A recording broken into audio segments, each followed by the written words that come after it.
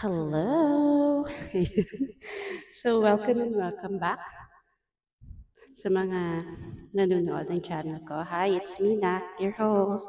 Hello! Ayan, so, wala. Gusto ko na ipakita yung mic ko. Ang cute. So, balik na tayo sa regular mic. So, I hope naririnig niyo ako at walang ingay in the background ng mga PC at mga electric fans. So, yes, happy December. December ko.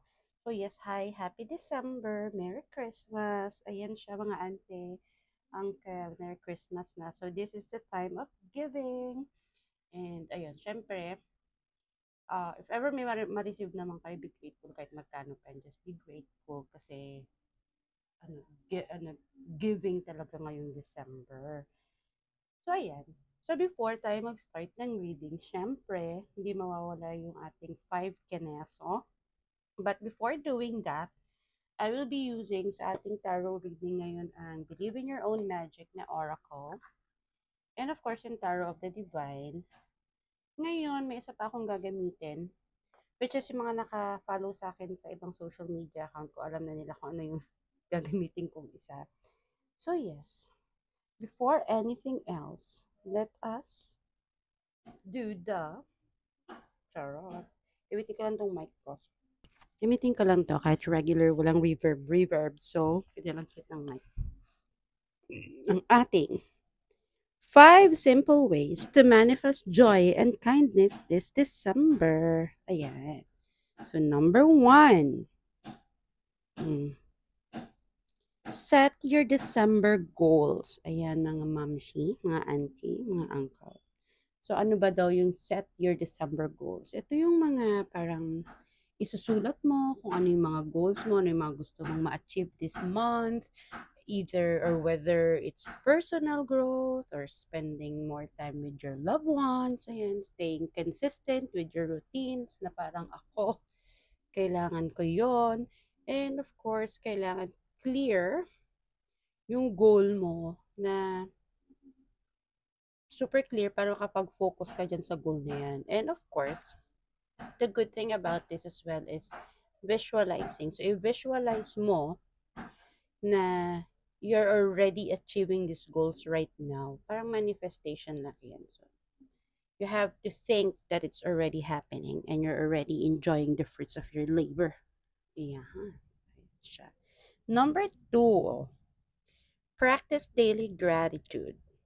Ano yan? Ito yung mag start ka ng day mo na pwede mong ilista yung 3 things that you are grateful for. Tulad ka ng huling video natin, be grateful na bumangon ka, that's already number 1. Nagumising ka, that's already number 1. Hindi ko alam kung naririnig niyo. Motor, okay. Motor sa paligid. Ngayon kasi, yung gratitude, it is shifting to your energy to a positive state. So, kung babangon ka at gagawa ka or you're going to start your day being grateful, magiging okay yung buong araw mo. Diba? Pwede kang uminom ng to help you have this positive morning with a gratitude and uminom ka ng kape. Ayan, pagising mo cuddle-cuddle with someone. As much as possible, iwasan mo muna yung mag-cellphone pagising mo. Kasi, di ba, sa pag nag-Facebook ka, minsan depende sa ano natin yan eh. Depende kung ano yung nasa feed natin. Minsan baka napaka-negative, which is no, no, no, no. Okay? And yeah, journal. Always have at least a journal beside you, beside your bed, para at least ready ka na pagising mo, ayan, or pagtulog mo before you sleep, grateful ka pa din. I am grateful for what happened today. Mga ganyan. Okay. So, number 3, create, number 3, create cozy moments for yourself. Sa sarili mo. Ayan. So, December kasi can be really busy. Alam niyo yan. And, minsan baka makalimutan na natin ng yung self-care, yung self-love, ganyan. So, what would be the best thing or the simplest way? Kasi nga simple, di ba? Simplest way for you to do a self-love. So, you have to cozy moments ba? So, you can light a candle, You can watch your favorite movie. You can drink whatever you want. Ayan. Except, syempre, as much as possible, wag beer, wag alak. But if wine, if is comforting you, why not? Ba? The things that are comforting you. Um, ano pa ba yung mga, anything that you think that can help you relax. Ayan, that is create a cozy moment for yourself. So for yourself, ha, not with anyone else. Number 4, spread kindness everywhere. Ito yung feeling ko not simple kasi mahirap. Mahirap. Kasi syempre may mga maldita maldito, but just spread kindness, wag masyadong mainit ang ulo. Let's try and embrace and the spirit of giving by doing one kind act every day. One lang naman, hindi naman sinabing whole day. So, one kind act every day. Ayan.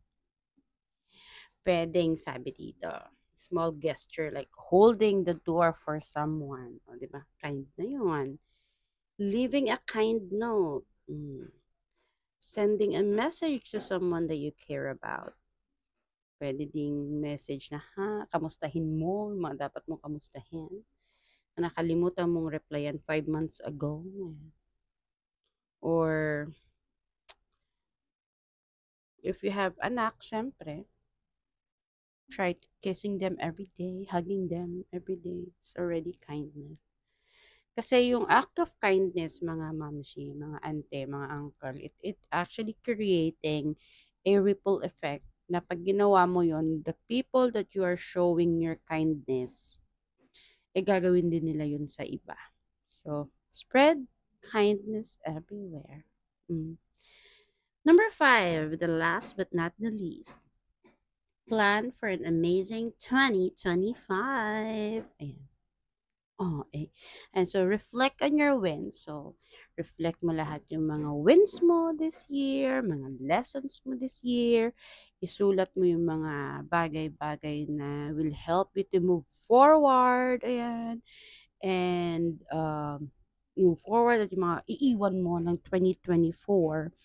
Kasi this will allow you to have space, clear mind, clear goal, and an open heart for an amazing 2025. And of course, if ever marami time kayo na maging eme, you have to create a vision board or try nyo lang mag-write ng mga affirmations nyo na gusto nyong ma-manifest for 2025. Ayan. So that ends our 5 simple ways to manifest joy and kindness this December. Sana hindi nagre-reverb tong mic na to para hindi ko na ulitin. Higit ng heart. Shake ko lang. And yes, of course, before tayo mag-start ng ating tarot reading, please consider subscribing, hit the notification bell, mag-comment kayo kung nagustuhan niyo yung 5 simple ways natin. And, syempre, sa ating tarot reading, remember na ang lahat ay may free will. So, mga auntie, mga uncle, nasa inyo yan. If you wanna believe or not, nasa inyo yan. We have the free will. Kung hindi maganda yung nangyari, if hindi maganda yung reading for your month, for your sign, I'm so sorry. Yun lang naman yung sinabi ng card, not my fault. I am just reading and explaining. Wag po kayong magalit sa akin. Ayan. So, bahala kayo kung mag-resonate o hindi. Bahala na kayo dyan. So, yes. Ayan. Let's go na sa ating reading. Hello sa mga may Taurus sun, moon, rising, and sa mga pinanganak ng April 20 to May 20. This is your reading. Ayan. Gulo. I-shuffle ko lang, my dear. Makapal kasi, kaya nahihirapan ako mag-shuffle na makakapat. Ano ba yan?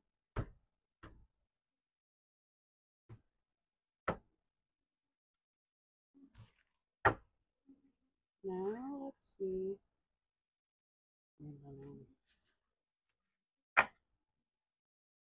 Tira. December. Let's see ang inyong card. The Chariot. Mm. Magician. Queen of Cups. Five of Coins. And Six of Swords. Unahin natin yung parang magiging big event for the December for you. May meron kang parang sign na hinihintay to do something. So this is actually the sign. Go, go, go, go for it. Whatever your plans are, i-push mo yan because you are the magician of your own life. Whatever you want to pursue, kung ano yung mga gusto mong gawin, it will happen if you will work on it. So, good news to. So that is actually a good news for you if you're looking for a sign sa mga balak mong gawin this month of December, push, go.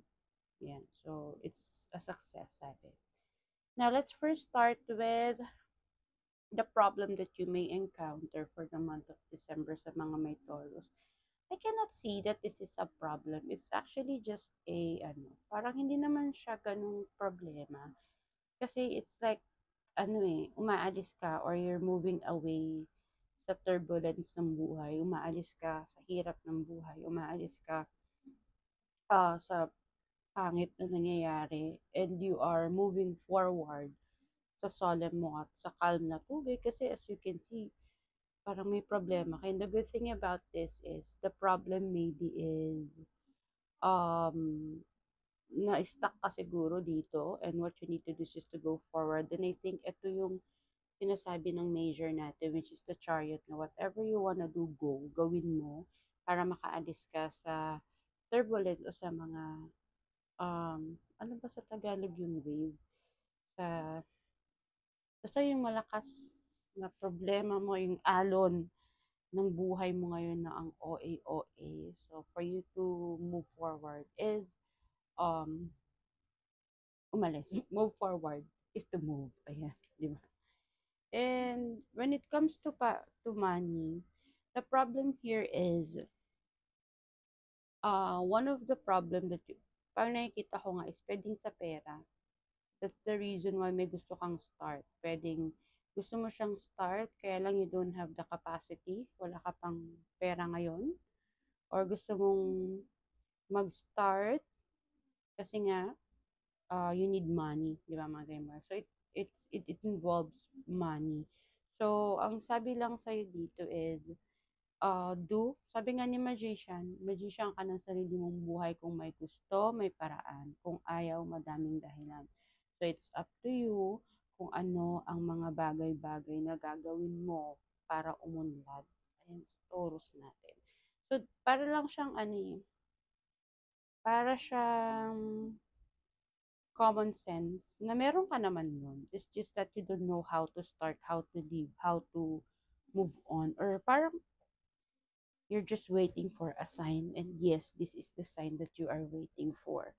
And if ever, sabi mo nga na, paano yung mga may iwan ko? Paano yung mga taong may iwan ko? Paano yung mga yung mga magulang ko, yung kapatid ko, yung asawa ko, yung jowa ko, yung, you know, um, pwede, alam mo, pwede ko siyang i-ano dun sa mga magulang na nag-OFW. The reason why sila nag-OFW is para iahon sa hirap yung family nila.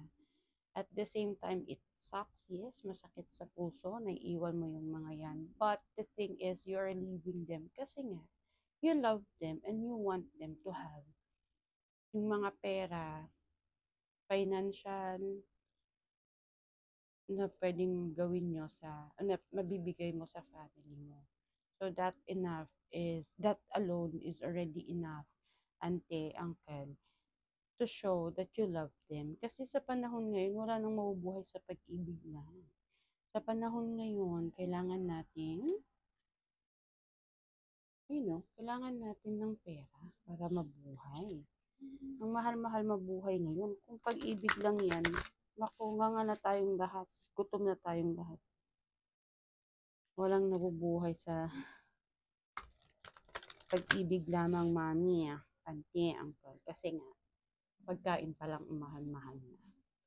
So go. Gusto mo mag-ibang bansa, go. Gusto mo mag-OFW, go. Diba? Ayaw mo yun, bayani ka. Charot. And kuha tayo ng card sa ating, sabi niya dito, Phoenix. House that for happy ever after. Diba ang Phoenix is para siyang malaking ibon na pulang-pula na fire. So it's telling you to go forward, maging matapang ka.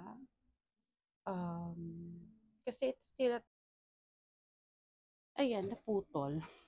So, ayan, so, yun nga. So, Phoenix is go para sabi ko nga, isa siyang ibon na pula that's giving you the sign to go on, move forward, whatever you want is a success. Okay? Isa siyang um, rebirth. So also let them go, sabi ng isang card. It doesn't mean na you have to let them go in a bad way. It's actually letting them go. Nabulol na ako in a positive way, mga Mars. And ayun, letting them go in a positive way kasi you're just letting them go kasi naman para sa ikakaunlad ng family mo. Ay, Diyos ko, nabubulol ako. Ano ba yan? And of course, kuha tayo ng isang card kay Saint Patron Divine Beyonce Sasa Girl. This deck is not for sale. This is actually just a fan made by my friend. So, sabi niya dito.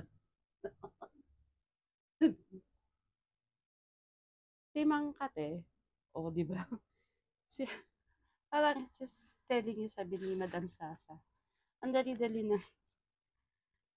problema na yan. Nagtitimang-timangan ka dyan na nagkaka-problem ka, yan, dali-dali ng solusyon yan. Siyempre, go for gold, sabi ni Madam Sasa Girl. So, yes. That's for all for our Taurus, Sun, Moon, and Rising. Ayan, that's all for you. Thank you so much. And yeah, short reading lang siya, pareho. This reading for December, Hulul ako, will help you whatever your plans are. Thank you so much, Taurus. Bye-bye.